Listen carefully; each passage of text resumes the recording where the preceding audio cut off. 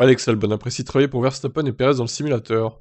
C'est vraiment amusant durant les week-ends de course. Donc quand il reçoit les consignes du coup de test pour le simulateur, c'est là que ça devient vraiment amusant. Nous écoutons les commentaires de Verstappen et Perez sur leur expérience sur la piste. Ensuite, nous donnons nos suggestions. Si par exemple Verstappen a certains problèmes ou changements qu'il souhaite apporter, nous devons d'abord nous assurer que nous avons les mêmes problèmes que lui dans le simulateur. Par exemple, s'il a une voiture avec un déséquilibre du train arrière dans le deuxième virage, nous devons simuler cela et faire des ajustements pour qu'il soit satisfait. Ce retour d'information est ensuite transmis à son ingénieur. À l'instar d'Esteban Ocon chez Mercedes, il occupe aussi le poste de réserviste.